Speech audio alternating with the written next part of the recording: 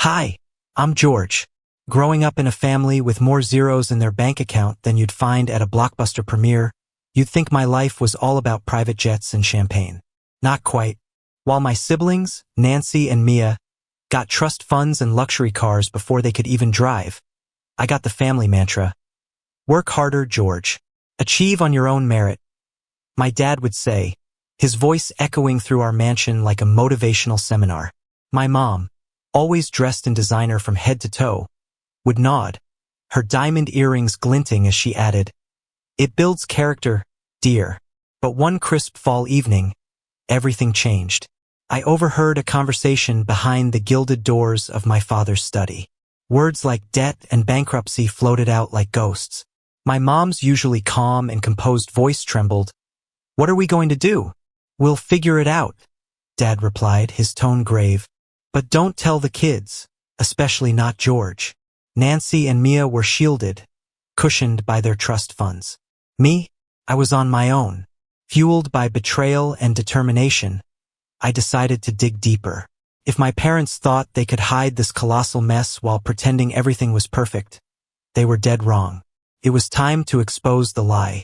The next day, I went to the bank, acting as if I was just there for a routine checkup on my non-existent trust fund.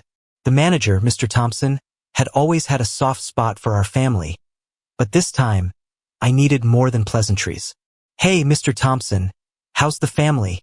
The kids must be in college by now, right?" I kept it light, sliding my real questions between small talk. "Actually, I was wondering if there's been any unusual activity with the family accounts, with the market being what it is." Mr. Thompson leaned in, lowering his voice. "Well, George, I shouldn't say this, but there have been some substantial withdrawals and loans taken against your parents' accounts.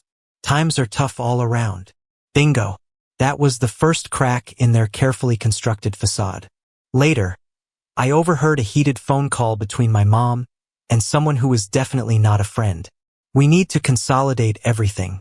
If this gets out before we're ready, it'll ruin us," she said, her usual grace shattered by panic. At dinner that night, the charade continued.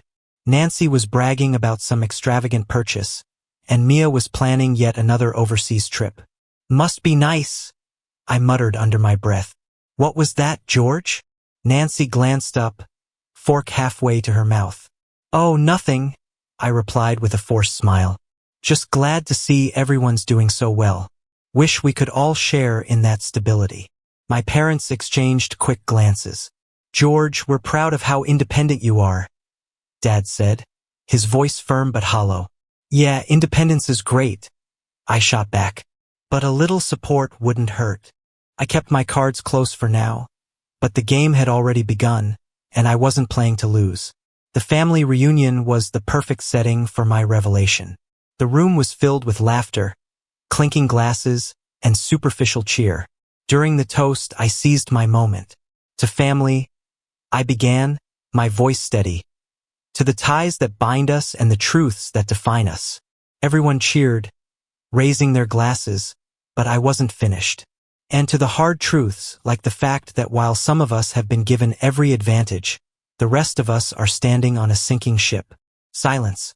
My mom's face went pale. "George, what are you talking about?" she asked, her voice shaky. "I'm talking about the debt, Mom. The debt you and Dad have been hiding. The one threatening everything you've built while you cushion Nancy and Mia." Gasps filled the room as Nancy and Mia looked from me to our parents, their confusion morphing into panic. Dad stood, his voice booming. "George, you're out of line. This isn't the time or place." "But it's true, isn't it?" I pressed, pulling documents from my jacket. "Here, bank statements. You've been borrowing against your assets, racking up debt to maintain an illusion." Nancy snatched the papers from my hand, her eyes scanning the numbers. "This can't be right. Our trust funds? Are they compromised?"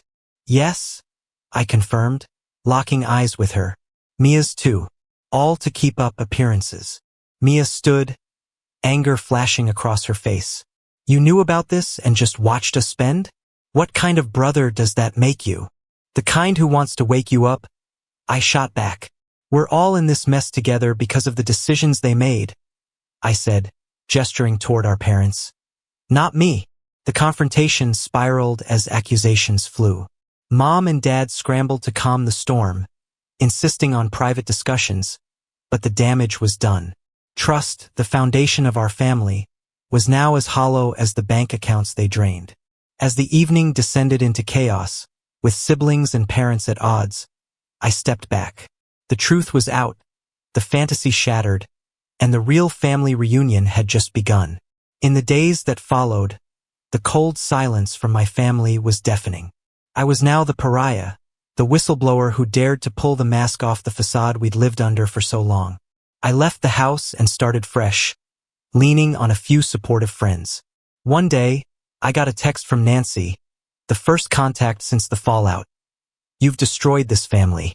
Don't expect any of us to forgive you for this." I stared at the message, the weight of my choices sinking in. After a moment, I replied, not expecting a breakthrough. "I revealed the truth for all of us, Nancy. Someday I hope you'll see that." No response. With my family ties frayed, I focused on the one thing I still had control over, my own future. I poured my energy into building something genuine, something not built on deceit. That's when I launched my financial advisory blog. Managing money isn't just about having it. It's about making wise choices, I wrote in my first post. The response was overwhelming. People were hungry for honest advice, something I wished I'd had from my own family. As my blog gained traction, readers started reaching out. "Thanks, George," one message read.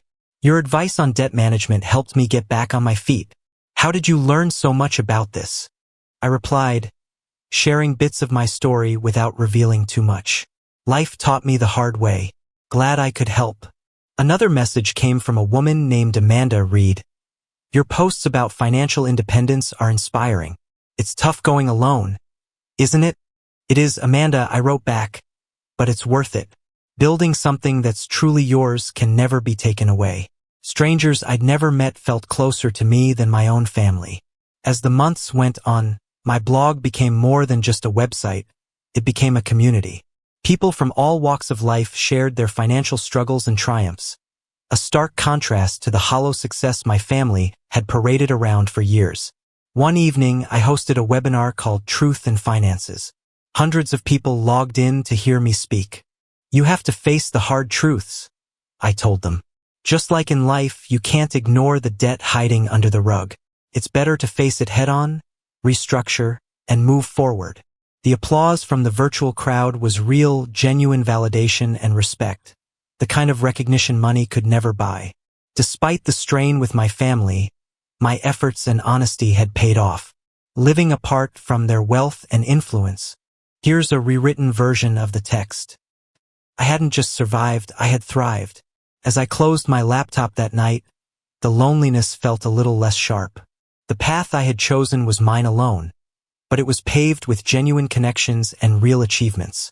What once felt like isolation had transformed into independence, a price I was willing to pay for a life built on integrity. Months later, the news broke like a tidal wave across financial headlines. Prominent business family faces bankruptcy, assets seized. My parents, once pillars of the community, had become symbols of mismanagement and hidden debts. The fallout wasn't just theirs to bear. Nancy and Mia's trust funds evaporated like morning mist. I read the articles over my morning coffee, the bitter taste mingling with a complex mix of vindication and sorrow. My phone buzzed incessantly with notifications from blog readers. One comment from Jenna caught my eye. "George, saw the news about your family. How are you holding up?" I typed my response. "Thanks for the concern, Jenna. It's tough, but it reinforces everything I stand for: transparency, responsibility, and stability in finances." As my blog grew, so did my reputation as a voice of reason amidst the financial chaos. Invitations to speak at conferences and guest on financial podcasts became the new norm. My message was simple: integrity over affluence. During one live podcast, the host asked, "George, how do you maintain trust with your audience in light of your family's issues?" "I believe in being upfront," I replied. My family's downfall due to hidden debts only strengthens my resolve to promote financial honesty and resilience. The community's support was overwhelming, propelling my blog to new heights. It became a trusted resource for people navigating their own financial turmoil. One evening, after wrapping up another successful webinar, a message popped up from Mia, the last person I expected to hear from. "Hey George, can we talk?" Curious and cautious, I called her. "Mia, what's up?" There was a pause, then a heavy breath. "I owe you an apology, George. You were right about everything. I was too caught up in the benefits to see the costs. I'm sorry for how things went down at the reunion." Hearing Mia admit her mistakes brought a sense of closure I hadn't expected. "Thanks, Mia. It means a lot to hear you say that. It's been tough for all of us." "Yeah, it has. Maybe you can help me start fixing my finances? I've got a lot to learn, and you seem to have figured things out." "I'd be glad to help, Mia. Let's get you on a path to recovery. One step at a time," I said, a smile breaking through the old resentments. As we ended the call, a sense of peace settled over me. While my family ties might never be what they once were, this small step with Mia hinted at a future where forgiveness wasn't just possible but a foundation for rebuilding. Through the trials and success of my blog, I realized that while I had distanced myself from my family's wealth, I had crafted something far more valuable, a legacy of resilience and ethical behavior. As I closed my laptop that night, preparing for another day of writing and advising, I knew that success wasn't just about what you accumulate but what you stand for. That's the end of George's journey with family, truth, and financial independence. But now, let's dive deeper. Do you think revealing family secrets for the greater good is justifiable? Or should family loyalty come first, no matter the cost?